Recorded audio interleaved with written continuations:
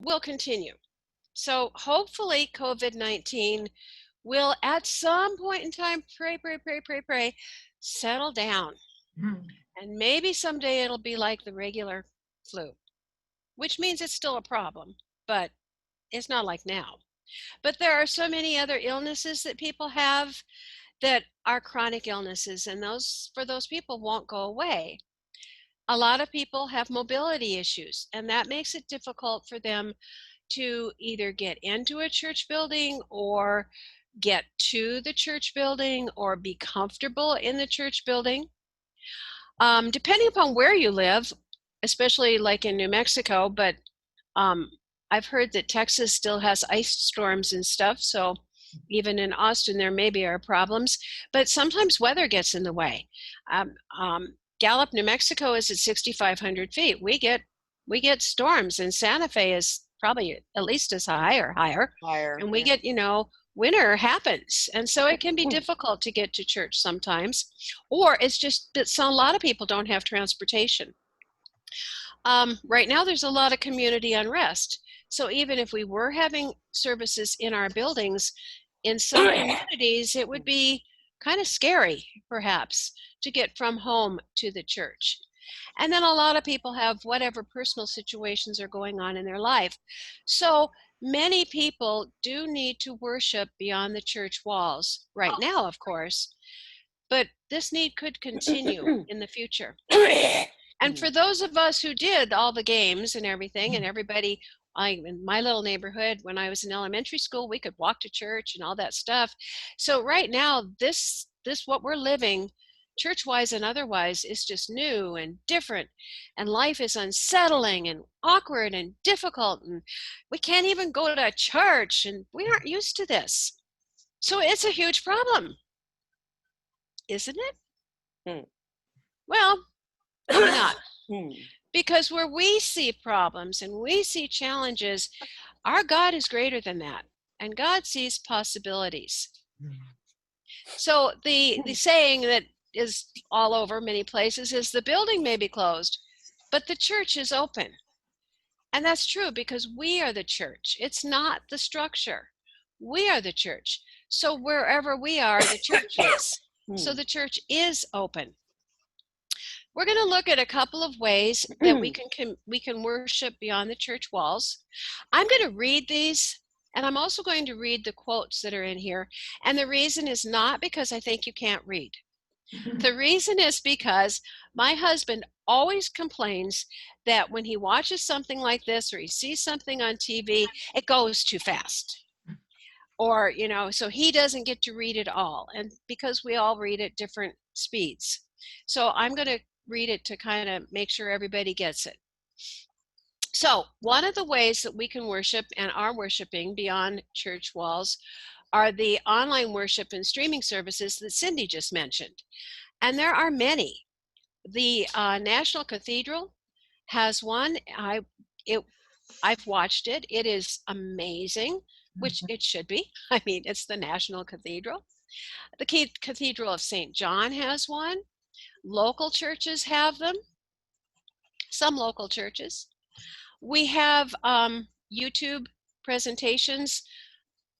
Holy Spirit in Gallup has our vicar does a sermon. She records it. It goes to YouTube, I guess. It also is done in a link, and so we use YouTube. We can have other presentations on YouTube. Some people use Zoom, obviously, we all do for this, but other people use it not only for presentations, but they can use it for Bible studies. And so they can, I've heard that some churches have a Bible study like you would normally go to church and have a Bible study, but they get together on Zoom. Some people do prayers together like that. Some people have presentations like we do. Maybe people have, what did he call it? The bishop visited us a couple weeks ago, and we had a Zoom, I think he called it a Zoom coffee time, where it was just a chat. And so people are doing that. There's conference calls. There's calling programs. We have one at Holy Spirit. There's phone trees. There's social media, so people are getting together, maybe on Facebook or something like that. And emails. There's also the old-fashioned postal mail. I guess the question is, what else is there, and or what are you guys doing that's successful in your church? So I'd kind of like to open it up. And Cindy, maybe you could facilitate the sharing. Okay. Anybody have something that their church is doing that Linda did not mention? Yes, Camille. Oh, it was mentioned, but we also, our vicar, besides the weekly Sunday service, she puts her homilies on a podcast. Ah. Which is RSS. Actually, I can't really access that very well because I don't know what to use to open the darn thing, but I just listen to the homilies right on YouTube because the service is on YouTube. Right. And we also have a book group that right now, tomorrow, we're reading The Fire Next Time by James Baldwin, which is very appropriate, I think, in these times of racial unrest, that all we nice white ladies start thinking about this if we haven't already. Yeah, for sure. And the last book we finished was The Plague by Albert Camus. And that was extremely relevant. My goodness, you go for deep stuff. Wow. And also the theological implications of this kind of situation on our worship and on our mindset. So that was really awesome. Yeah, for sure. Cool. Yeah. Others that are doing something different or expand on one of the ones that Linda mentioned? At St. Mark's, of course, we have our Sunday online service, and there is at least a couple times a day that there is some kind of a daily prayer led by Mother Sylvia or Deacon David or someone. So there's something every day, you know. That's helpful. Yeah, at the Cathedral, the dean and or Travis, who's our admin, and or Maxine and Edmund, and or me, do morning prayer or evening prayer pretty much every day. They do morning prayer every day. I do evening prayer on Fridays, and there's someone else who does Pomplin on Thursdays, I think. So yeah, I think that's great that we have some lay people stepping up and doing some of those online services as well. Yes. I have a question, Cindy. Is Maxine doing anything musical online? She has several YouTube videos that she's done. Yeah, she's been doing some, maybe not weekly, but a couple times a month, some special musical from her home on her piano or from the cathedral on the Cathedral Grand. Because I really miss that. I really miss singing. Yeah, we're all gonna miss that, I think. Yeah. Linda White, I saw your hand. Yes. Oh, I'm sorry. I was going to add, as far as what Maxine is doing, she does several a week usually, because there's so much that's happened in the music program. We had a situation where the windows in the chancel, the stained glass windows, developed leaks. Oh no. And the dust in particular got into the organ pipes. And so the whole thing is being worked on now. They did a video when they took down all the organ pipes. Maxine did a video before that explained the different pipes. And then they showed the pipes coming down. That was really interesting. And just this morning, I watched one that she had done either yesterday or today that was specifically about a hymn that we will sing tomorrow. We'll probably have 2 people or 1 singing that hymn in the YouTube service. But she explained a little bit about it and spoke briefly about the format, the makeup of the 1982 hymnal. And so there have been lots of learning musical opportunities that Maxine and Edmund have done. Yeah. Yeah, anyone else doing special things from their church? Rita here. Okay. Can you hear me? You know what I've been doing also is moving to other places. I've done Congregation Albert, but especially Nahalat Shalom. And and you get on their listserv and they send something every week on email. It's low tech, but they have either the rabbi or someone else. They'll give good little stories and a little inspirational blurb. And it's a different perspective, but it's the same perspective. So that's been fun. I did want to add that St. Mark's when this whole thing started, they did a book club. We met on Sunday afternoons and they let me get in it. I'm not from St. Mark's. And the book they read that the folks from Santa Fe might like is called Laurus, Laurus. It's a Russian author. And he won a bunch of awards, and it came out, I think, in 2015. I'm not sure, but that's one to read. And the whole story is about pestilence. It was a little, it was uplifting, and it wasn't, because every week another pestilence. This poor guy is going through all this stuff. But it was it was a lot of fun. I don't know, fun pestilence. But it was nice. St. Mark's is really, they were very gracious and let me be part of it. So I'm hoping they do another book club. Yeah. Yeah, I think being able to do other churches, synagogues, the National Cathedral, I mean, yeah, it's very enriching, I think. Anybody else before we pass it back to Linda? Yes, ma'am. Rita, could you send Cindy the link to the Jewish things you just mentioned? Maybe Cindy could send it out to all of us. That sounds really interesting. It would be a different perspective. Yeah. Okay, definitely. great. Yeah.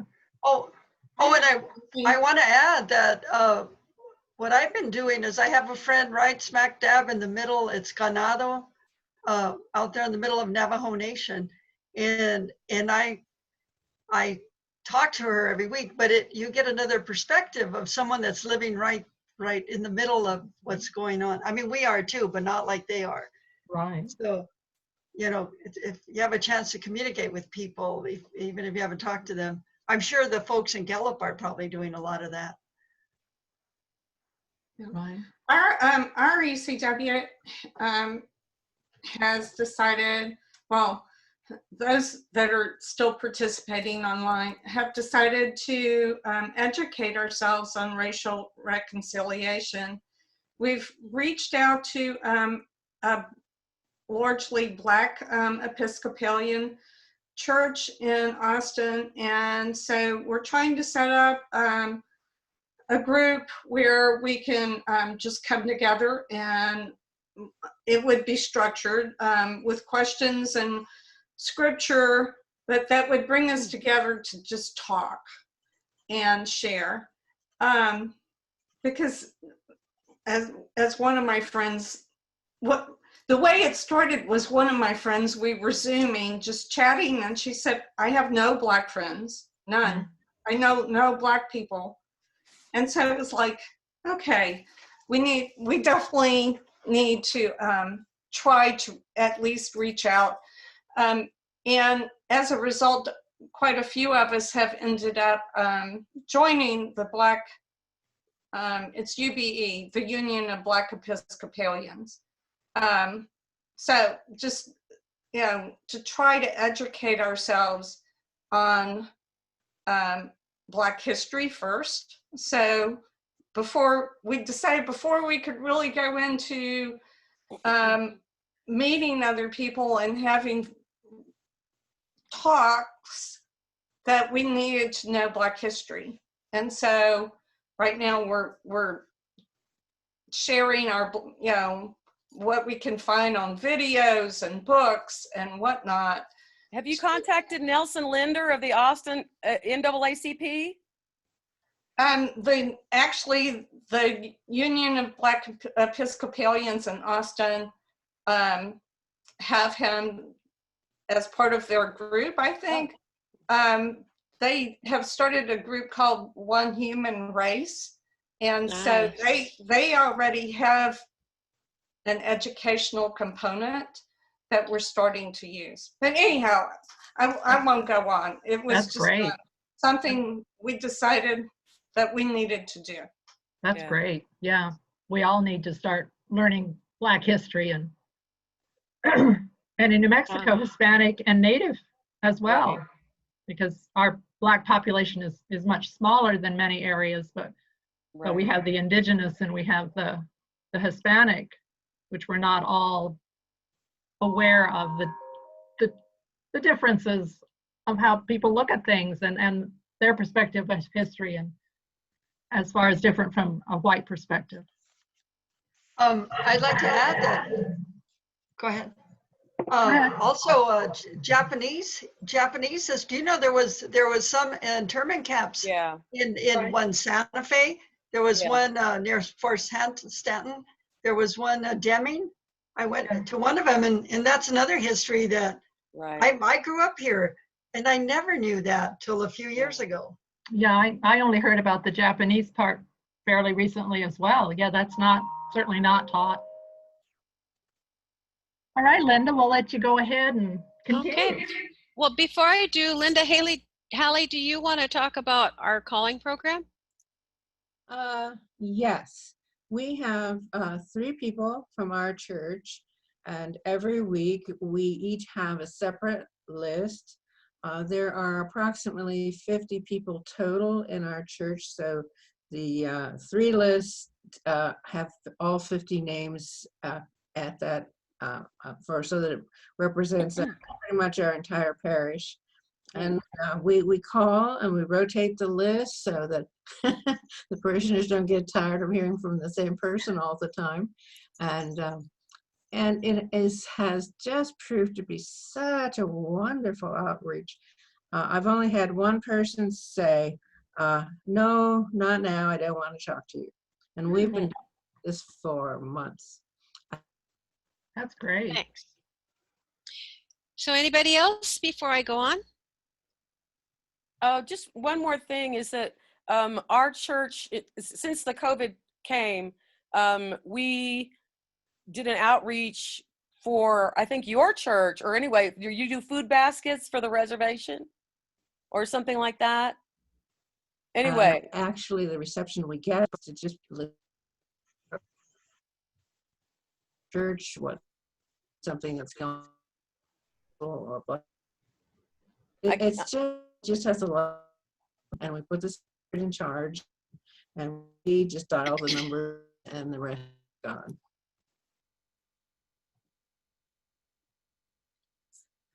Linda, you're kind of breaking up and coming in and out. I'm not sure what's happening with the internet there. She's frozen, I think. I think possibly, yeah. She may have to log out and log back in. Yeah. Well, okay, maybe I should move ahead then. So we can come back to that at the end, perhaps, if we can get everybody back in the way it needs to be. It looks like the internet is playing games today, as we said. So the communal worship beyond church walls is very important. There's also personal worship beyond the church walls. And so there's the Book of Common Prayer, which I don't know if Cradle Episcopalians don't know how lucky we are. Episcopalians are, because some other denominations may have their equivalent to the Book of Common Prayer, but people don't even know it. They don't pick it up and they don't look at it, or it isn't talked about very much, or the minister has a copy and it's not in the pews. So actually, those of us from the old days where you had to pick it up and use it are luckier than newer folks, because we know it's there. We know it's not just sitting there to be pretty, because that book is just full. It's a treasure. When I joined the Episcopal Church, I joined as an adult. Well, I've been in New Mexico almost 40 years, so it was before I came to New Mexico. And I was told that I was supposed to buy my own copy of the Book of Common Prayer to have at home. So I did. good little schoolgirl. I did what I was told. Mm. And it's amazing. It has the daily office. So it has morning prayer and noon prayer and evening prayer and compline. It has a whole section called daily devotionals for families and individuals and families. That either one, those can be used for our own individual prayer. Although most people don't do this, it would be something to do, is to go through the collects. There's prayers for, just like Cindy was mentioning the book that we're going to also look at in a minute. The collects are prayers. And so, yeah, they're in categories, but why not? Just go through a prayer a day. There's the Psalter. Why not read the Psalms, a psalm a day? That would take a while. By then, hopefully, we'll be back in church. Or maybe more than one a day. Or we could go over the outline of faith and remember why we're here and what we profess that we believe. There's also the daily and Sunday office lectionaries that are listed in the Book of Common Prayer. And that, if you were going to do it, is a 3-year commitment. I just finished last year, I think. And because it's a commitment. It's quite a commitment. For those who don't want to commit quite as much, there's Forward Day by Day that many churches have available when we are in the building. But you can get a lot of this stuff online too. The Book of Common Prayer is online, Forward Day by Day is online, and so on. But Forward Day by Day has the scripture verse for the day, a scripture verse for the day, suggestions for other scripture reading. There's usually a comment, there's prayer suggestions, there's often a reflection question, so something to take with you during the day. For people who like morning prayer but find that the morning prayer in the prayer book is too long, there's this. This is Hour by Hour, and it is from the Forward Movement. It's a briefer daily prayer. So you still have morning, noon, evening, and compline, but it's not as long. And some people kind of enjoy that. Then, like Cindy already showed you, there's this one, Women's Uncommon Prayers. And it is, like she said, it's grouped in different sections. But it's also something that we could go through and just read and pray a little bit every day using that. The slant is toward women. So if you look here, you'll see the last stanza of the first prayer. And it says, I am woman born of God. I am a woman born of love. And I can be all that I am. That touches me. Another book that is kind of cool, it's been around for a little while, is this one. And it is Psalms for Every Day, or for Praying, an Invitation to Wholeness. This book is the Psalms. It's a reworking of the Psalms. So as quite often people who are new to Christianity or new to reading the Bible point out, the Bible's pretty rough sometimes. And even the Psalms are pretty rough sometimes. So what Nan Merrill did is she reworked them to emphasize more God's love and for us and our love for God. So they're the Psalms, they're a little gentler. So that's something else. There are so many different prayer books available, and so maybe some of you have something that is your favorite that we might all want to learn about. And if so, maybe you could tell us what it is, and then also maybe send Cindy, I'm sorry, Cindy, but send Cindy the name, and she could maybe send it out to all of us. So what do you have? What do you use, if anything? Anybody? That Forward Day by Day, I've used it for years. It goes through the Bible in 5 years. It covers, with the Bible study. Mm-hmm. The Anglican Digest is another good resource. Oh, that's true. Oh, right. Yeah. The New Zealand prayer book as well. Oh, I love that. We'll close with the Lord's Prayer from the New Zealand prayer book. So, yeah. So there's also an app for the Book of Common Prayer called Electronic Common Prayer. And it's really nice. I don't know. I can't see myself, so I don't know how well I'm showing this, but you can click on the day and it will have the collect, the preface, the readings from the day, as well as the appointed psalms for morning and evening prayer and 30-day psalm readings. Wow. Nice. Oh, I use the online lectionary. I don't know if anybody else uses the online lectionary, but especially in preparation for the Sunday readings that are coming up. We used to do that when we had weekly Bible study. We don't have it during the summer, but yeah, it's nice to be able to just go to that one website and you click on the day and it pops up. Yeah. Including the collect. Quick and easy. Yep. Oh, I just want to add, St. Michael and All Angels, if you click on their site, they're doing a study of the Common Prayer. Oh, It's breaking nice. it down. Yeah. Cool. So you just have to go to St. Michael and All Angels, and then you look for it, and it's right there. Nice. Oh, Cindy, you should put a plug in for your Ecclesiastes. Yeah. Oh, my weekly blog. Yeah. I'm just working my way through Ecclesiastes during Pentecost. So check out footprintsfromthebible.blogspot.com.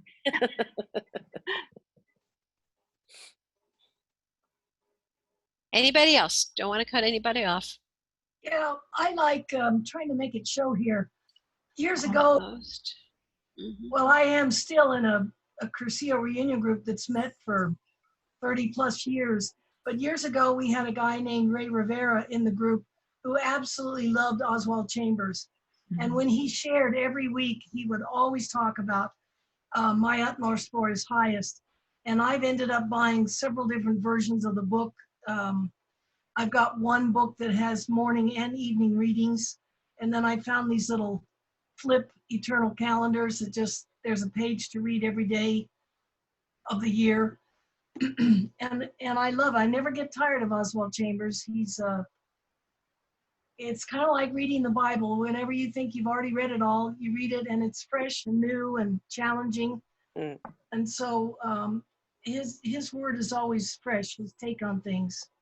And that's, you can get that, you can get My Utmost for His Highest into your inbox every morning too. Oh, can you? Yeah. How do you do that? You sign up. I think you Where? I'll have to double check the link. I'll put that out as well. Thank you. But I think it's just myutmostforhishighest.com or something like that, and then you sign up. But I'll look it up and. Oh, I'm also on the Richard Rohr. Oh yeah, yeah. For the Center for Action and Contemplation, he sends out a daily message, which is wonderful. That is good. Yeah. Oh, Christ in the Desert has the Abbott's Corner or something, and they have I saw it the other day. I don't really use it, but they have the Abbott comes out with something every day.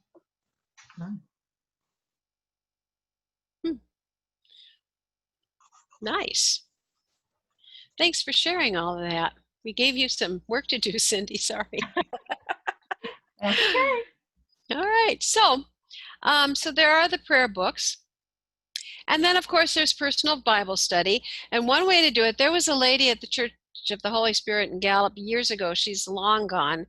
But what she would do is she would grab her Bible, open it, go like this with her eyes closed and put her finger down and read whatever was close by. And that was going to be her verse for the day. So that's one thing. You can just open it up and read and see what's there. You can use the lectionary, as I just mentioned. A lot of Bibles have a reading outline, so that can be useful. Some people have like a special Bible, maybe a women's devotional Bible that has a sidebar with comments for women and how the verse applies to women. Or there's the Bible in a year, or there's the chronological Bible in the year, which first time I read the chronological Bible in a year, it put the story together so much better for me, because it was like, this is how it happened, which helped my way of thinking. There's online studies, some we've just mentioned. There's also Elaine's online study. There's, if you go to the diocesan webpage, I'm not sure exactly where on the page, I know it's there, but Deacon Sam Stern did a study, and it's all laid out. You can do that. The National Church, well, I guess it's not the National Church has something from Bishop Curry, and then the Good Book Club every so often has things that are available. So there's a lot of different Bible studies we can do. However, sometimes, especially right now, everything is just so chaotic, and it can feel like we're running in circles. And everything that we've done before, the Book of Common Prayer, the Bible study, is no longer whoosh, bringing us back to what we need. So it may be time for something else. And so that brings us, something else is the labyrinth. And the labyrinth is a way to go from the chaotic path to a spiritual path. Lauren Artris wrote, "The labyrinth awaits our discovery, for it will guide us through the troubles of our lives to the broad, mysterious patterns that shape the web of creation. It will lead us to the source and eventually guide us home." Beautiful. There's two main types of labyrinths and then many offshoots. So there's the crescent labyrinth design, which is the simple one here on the, I hope it's on the left on your screen. It's on the left on mine. So, and that's got a long history starting in Crete, which is why it's called Cretan. And then the other one is the Chart labyrinth design. That's the one on the right. The labyrinth is very, very ancient and very, very current. There are patterns, and unfortunately, in order to get the picture on the screen, it's too little to see the patterns. But I think, I think Cindy said this is being recorded, and if so, you can go back to it and maybe click on it later. But there were designs on statues and things that were dug up from all the way back to 18,000 BC. And then the Cretan design, the simple one I showed you, comes from 2500 to 1000 BC. And that design was found on rock carvings and petroglyphs and coins and all sorts of things they found in the ruins. And then closer, kind of, sort of, to our time, 500 to 1500 common time, we have the Cretan designs also, and other spirals on coins and ruins and carvings, and we still have a few intact labyrinths, or almost intact, and they're found everywhere. There's a list here. It's Egypt and Crete and Syria and India and Scandinavia and France and Germany and Italy and Great Britain and North and South America. They are everywhere. The labyrinth can be found also in the histories of many different cultures and traditions and religions, including our own Christianity. So this is the Chart labyrinth design, and during the Middle Ages, the Christians' goal was to go to the Holy Lands. However, travel became more and more and more difficult and dangerous. And so, to shorten the trip a little, instead of going all the way to the Holy Lands, they would make a pilgrimage to cathedral labyrinths. And that was still difficult. The story is that before somebody would leave to go on their pilgrimage to the closest cathedral, and remember they were probably walking, they would probably sell everything. And they would say their goodbyes to their families, because it wasn't known if they would be able to come back, if they would even live to make it to the cathedral. So this was a difficult pilgrimage. It's not as difficult today. Well, today it would be because you can't travel. But before all of this, it wasn't as difficult, but it still can be a pilgrimage. And so some people do make pilgrimages to, like Chart. I've done that twice because it was a pilgrimage. And I met a woman there who had recovered from cancer. She thought she was going to die, so she sold almost everything. And when she recovered, she decided that she was going to spend a year traveling, but her travel was designed by where there were labyrinths, because the labyrinth had helped her during her recovery time. So it can still be a pilgrimage. Wherever it's located, it can be, can you see all of the list here? Okay. It can be a place of healing. It's unicursal, which means there's one way in and one way out. You can't get lost, but you can. The way you can get lost, and I have gotten lost, but then you're still not lost, is sometimes if it's a busy labyrinth, you'll step aside for somebody and then maybe look up and then forget which way you're going or forget which path to get back on. But you still get in and out, and there's probably a message for getting lost, that you still have to trust God, and it works. It works no matter what. It can be a tool for relaxation. It can be a way of, because it can be a tool of relaxation, it can integrate our body, mind, and spirit. It can help us, if we choose to let it do this, relate to our soul and to the divine, because our intuitive mind can spring forth while we're doing our walk. There's kind of this mystical connection with other walkers and seekers, and it can be just this feeling, or it can be just fun. We were at Chart, and at Chart they have a public walk most Fridays. So my husband and I went to one of the public walks, and there was probably a busload of school kids, and one of them was this little kid, French kid, speaks French, no English, little French, like bonjour. That's about it. I could learn. I could order food and coffee, and that's about it when we were there. But I forgot that part because I don't do it in French.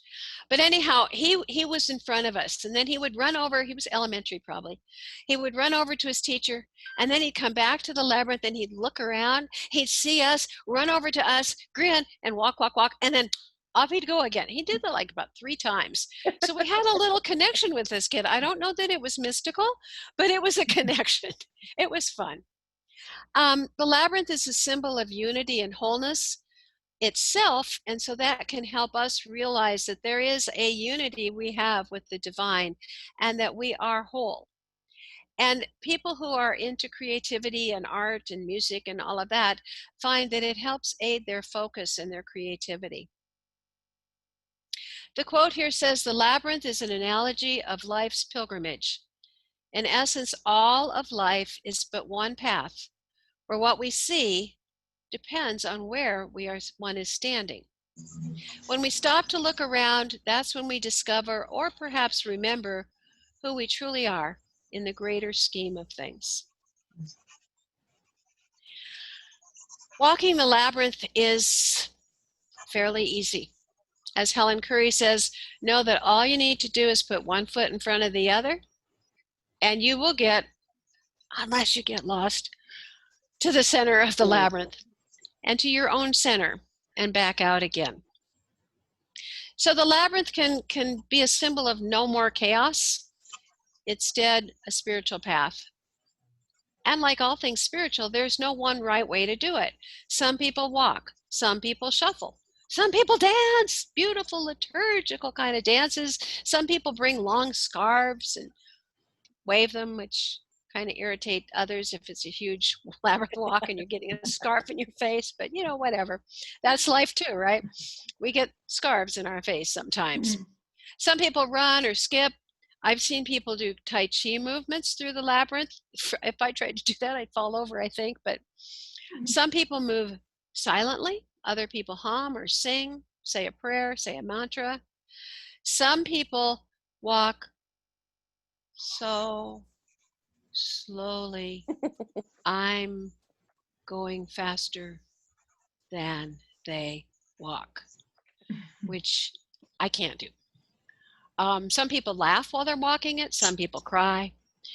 The whole point is just to be in the presence of God through the labyrinth, to just be. Before walking, it helps to have an intention or a question in mind. Like, I'm open to learning the best direction for my future. Or my favorite, now what? Or what now, God? Some people say that you can do the walk in 3 parts. The journey in is releasing and letting go. The center is, for many people, where they receive the guidance. And then you walk out, and that begins the integration of the guidance or insight. I find very often walking out is when I get the guidance. One time at Bosque Center, I'm going to show you pictures of labyrinths, and I could not find one of the many pictures I've taken of the Bosque Center labyrinth. So next time we go to Bosque Center, you'll have to look at it for yourself. Anyway, I found one time after one of our retreats, I stayed a moment and walked the labyrinth, and I walked out thinking, didn't get an answer. And I looked up, and there was a hot air balloon. And right after the hot air balloon, there was a plane, and I'm going, I guess it's time to take off and do something. It just was kind of cool that it happened that way. Some people find that they don't remember, like I remember that one. And so they find it is helpful to follow the walk by noting their reflections in a journal or drawing or using a cell phone or other media. The labyrinth is a physical portal to this unseen world of flow. For this reason, the labyrinth is the watering hole for the spirit, inviting us to drink. And I'm going to tell you the story really, really quickly about this little labyrinth picture. This labyrinth was once at Sacred Heart Cathedral or Sacred Heart Retreat Center in Gallup, and it was removed. The new bishop of the Roman Catholic diocese there is no longer new. He's been there a few years. But when he came, he removed the labyrinth. He had all the stones moved. And sadly, the stones in the labyrinth were built by the kids, the cathedral kids. And his feeling was that the labyrinth was pagan. So sadly, the last time I was up there, because then the diocese kind of had some problems, and it cost them money, and they went bankrupt, and so all the stones are sitting there, and it's a field of dust, which is really sad.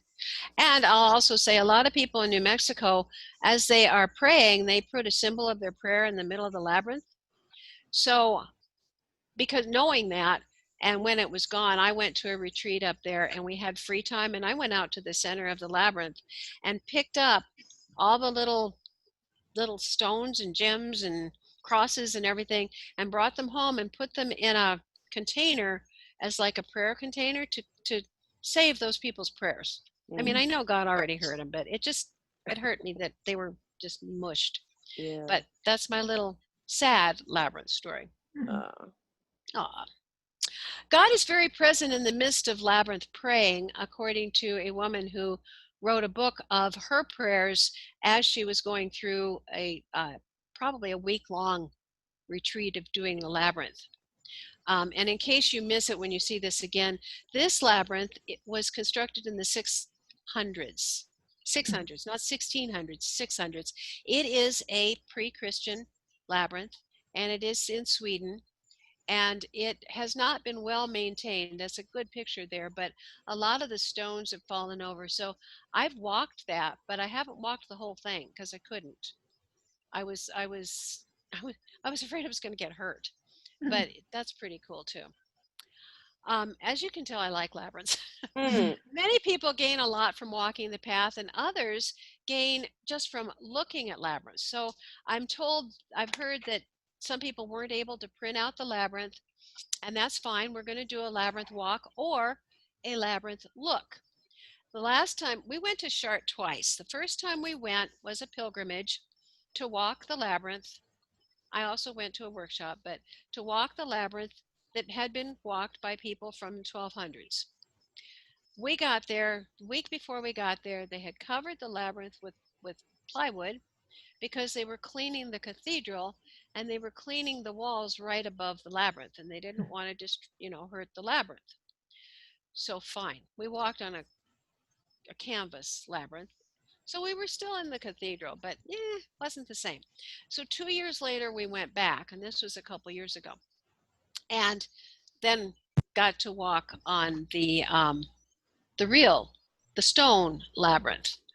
But like I said, Friday is the public day. So the last day we were in Chartres, I went over for the Friday walk and sat and talked to a friend of mine or somebody I met at the retreat. And luckily she was from Scotland, so she spoke English and she spoke French because they do that over there. We need to do that. But someday maybe I'll learn something other than English, other than to order coffee. But so she was able to hear what the rector was saying, because unlike the bishop in Gallup, the rector of the Chartres Cathedral came out and they had a ritual opening the labyrinth, praying for the people and blessing the people who were going to walk. So she could tell me what they were saying. And then afterwards, the public walk started, and I got up to get in line, and then I went, no. And I sat in the chair, and I sat there for quite a while just watching other people walk. And then it brought the same peace to me as walking myself. So after that, I've started just looking at labyrinths. So if you weren't able to print out the labyrinth, or if you get lost because it's on just a piece of paper and your finger can slide around, or you hate walking labyrinths, you can look at the pictures, because we're going to have a labyrinth walk or look for about 10 minutes. And the quote there, "The journey is yours," comes from somebody who led a labyrinth walk a couple weeks ago. And that's what he said. As we were beginning, he said, all right, we're going to have a labyrinth walk and the journey is yours. What I'm trying to do, because you can probably see I'm not looking at you, I'm opening up my phone so I can time what we're doing here. Excuse me, I had a phone call and I left, and I think I don't have anything about the labyrinth. Did you ask us to turn to something else? I think Cindy sent something out earlier today or yesterday or something like that. Right, I'm not sure. with the email with the link to this meeting. Oh. In the e-news and the email this morning, there was an attached file that you could open and print of the two labyrinths that. Oh, okay. So I can do that afterwards, I guess. Right. Yeah. And if you like labyrinths, you can get a finger labyrinth that has indentations, which is easier to walk. Because nice. My husband and I walked the one at the cathedral here in Albany. Yeah. Yeah. I'm sorry to interrupt. That's okay. Well, ladies, the journey is yours.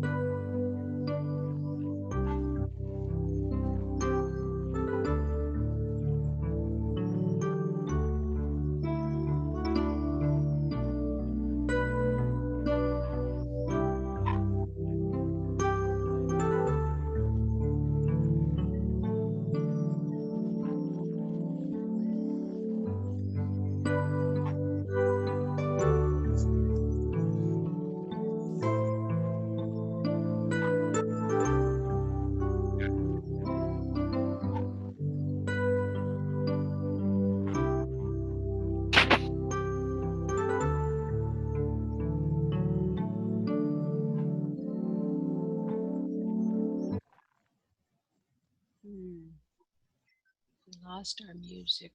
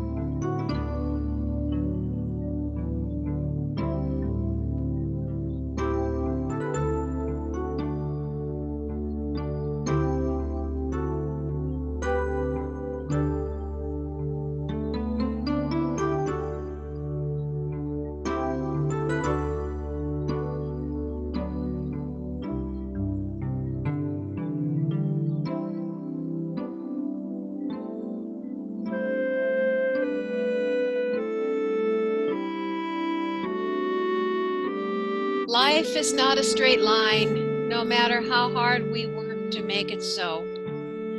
No matter how certain we are that it must be. Life, it seems, is a cosmic game. As Ralph Waldo Emerson said, life is a succession of lessons which must be lived to be understood. May your path bring you peace. Amen. Amen.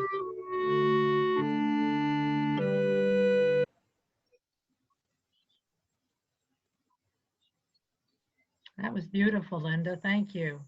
Thank you. Thank you. Thank you. Yay, Linda. Thank you. That was a holy time. Yeah. It was.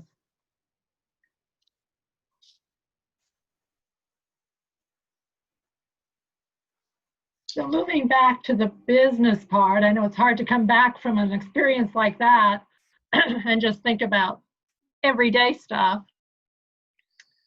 Coming up with our next couple of months on the ANEW squared events. Next month in July, we've got the Reverend Janine Driscoll of St. Thomas of Canterbury here in Albuquerque. And she's going to be helping us tell our story. And then in August, we're going to have kind of a really exciting thing.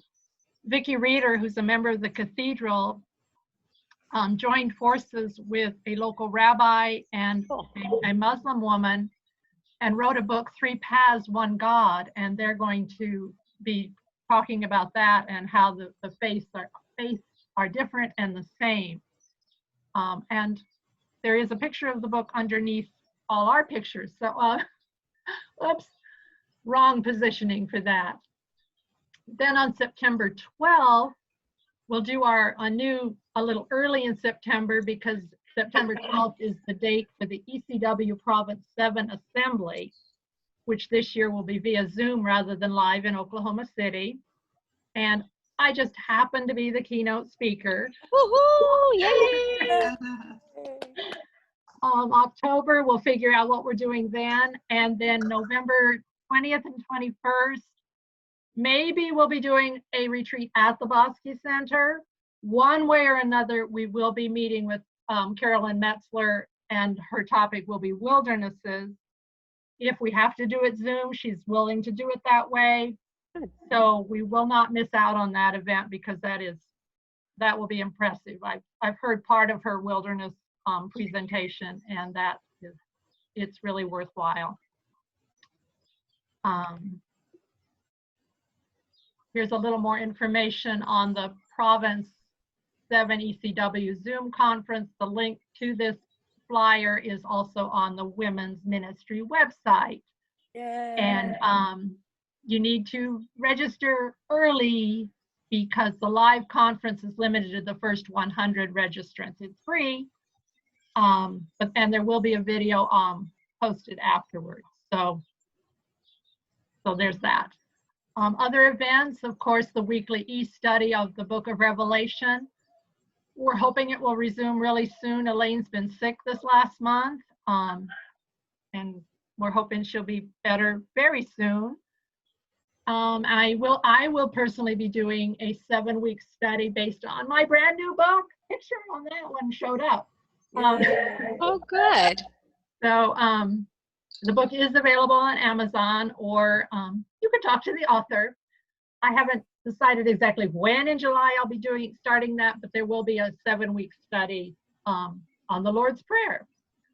And then donations for books for Tahajali continue. This is an idea that came out of our April Zoom gathering, our first one, that we should support the children on the res. And we decided to focus on Tahajali. Thank you, Rita. And we've already got around $200. There's a link in your last e-newsletter and on the Women's Ministry website that you can just donate through PayPal. And then there is the Episcopal virtual race, that's UTO, sponsored. And it's kind of a fun thing. We're not going to actually run, I mean, each individual is supposed to run, walk, whatever, a certain distance anytime between July 24th and August 1st. And you can register on unitedthankoffering.com/race. It's $15. There's a Facebook page. And we have a diocesan challenge that to donate or collect up to $50 or $50 or more, and then go around your block, walking, biking, running, crawling, however you want to do it. Go around your block once a day for that entire week, that entire time frame. So, and there may be other challenges as this goes on out to the diocese. So is there any other questions, feedback, thoughts for today or upcoming? I just wanted to, Linda, the next time you are in Santa Fe, you should get a picture of the labyrinth outside the Cathedral Basilica of St. Francis. Yeah. Because that's a really beautiful one. It is. And it's an interesting one too. Yeah. It's shaped a little differently. And there's one at St. Bede's as well. Well, the one at the Basilica is different because it's inlaid in granite in the ground. It's not stones. And it's right on the porch there of the Basilica, right in front as you go in the cathedral, or right next to Cathedral Park. It's really very pretty. It is. Next time you're in Santa Fe. Yeah, I've walked it. I have a picture, but I couldn't use all. I have a lot of pictures of labyrinths. When I saw the one on the beach there, I thought, wow, that is. That was amazing. And it's really representative of life, because before we all walked away from the beach, it was going away. It was gone, As the tide came in. It was like, wow. Yeah. Awesome. Cool. Linda, have you ever been up to St. Patrick's Episcopal Church in Pagosa Springs? No. They have a labyrinth there that they've done in underneath the evergreens. Oh, that sounds pretty. That would be cool. That photograph you had from Washington State, for some reason, reminded me of the little labyrinth that someone has put together outside of St. Patrick's Episcopal Church. Nice. And that's not so far afield. Not as much as the beach, but still. Yeah. Well, for those of you who are aching and missing communion, we had Zoom church and YouTube church for months and months at Christ the King, but Father Pete Falk, 5 weeks ago, following the guidance of the state, opened us up to have services initially with 25% or whatever it was. You had to call and make reservations to attend church. But we, after 10 years plus of sharing a building with a Jewish congregation, actually several Jewish congregations, Christ the King now has our own church. And we were excited about being in our building for Easter Sunday. So much for that. Easter Sunday, actually Palm Sunday, but couldn't be there. And we have been having church services now for 5 weeks with communion, modified for Episcopalians usual to take communion in little cups and things. But you certainly are all more than welcome to come and share a service and share communion with us. We're right across the street from Annunciation Catholic Church and School, right around the Manal and Montgomery area at 2525, gosh, I don't know our address, 2525 Vermont. There's a service at 8 and one at 10, and the church is big enough that there's no RSVPing anymore. But many of you, especially anyone active in Cursillo or Kairos, will see many people there you recognize. So come and join us if you'd like to. Thank you for the invitation. Anyone else before we say our closing prayer? Yes, Rita. We can't hear you. Are you need to unmute. There was noise in the background, so I muted it. This is sort of related. There's a website called Harvard X. Anybody familiar with that? No. It's classes by Harvard professors, but they have a list of them. It's absolutely free. But some of the classes, there's one on literature of Christianity, literature of the Muslims, literature of the Jewish tradition. They have all kinds of classes, and they're absolutely free. And we're listening to Harvard professors. Nice. And then you just go in, you sign up, you get on there, and you just go in. It's all kinds of it's very educational, but you get a whole different perspective because it's secular, number one, Yeah. but you get introduced to thinking by what other people are thinking. Right. But it's just called Harvard X. Well, thank you. I'll try to put links to all these things we've talked about on the Women's Ministry website, along with the video from today. I probably will miss out on a few, so you guys can check and remind me. You said you were going to put this link on, and you haven't. So, other thoughts? I appreciate you all joining today, and we're sorry those that were involved in deanery stuff couldn't, but that's important too. No pun intended, but I saw Pat Green zoom in and zoom out. I'm here. She's here. Oh, there she is. I'm sitting in the dark. It was nice to hear the music and sit in the dark and see the pictures. Yeah. So I'm here. What do you want to say, Sarah?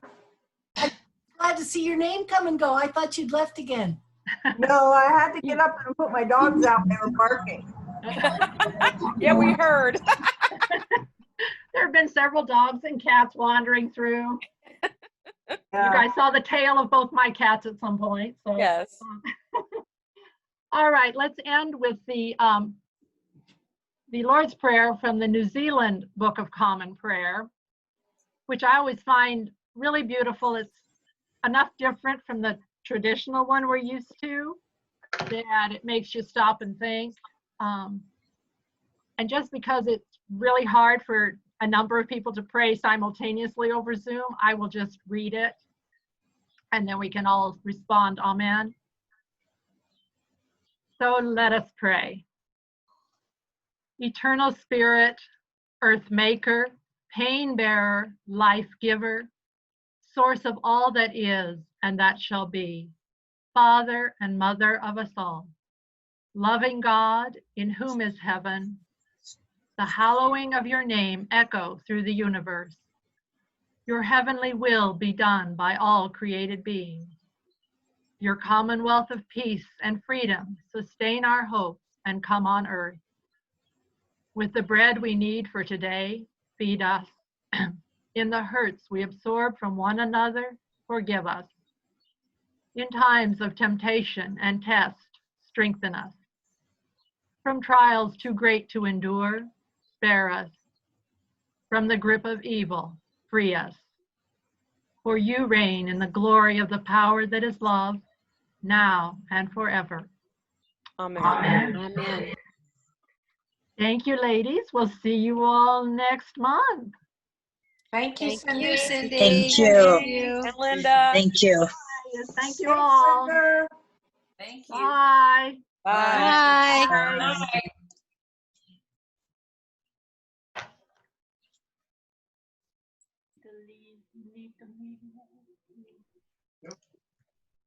Yeah. Good.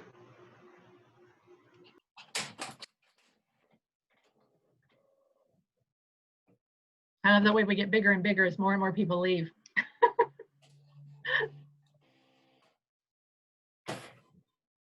Well, thank you, Cindy. Thank you very much, Linda. We'll see you later. All Thank right, good job. Good job. Thank you. Thanks for your help. It Bye-bye. worked. Bye. Yeah, it worked. Bye. Bye. Thank you, all of you. Thank you for joining. Bye-bye.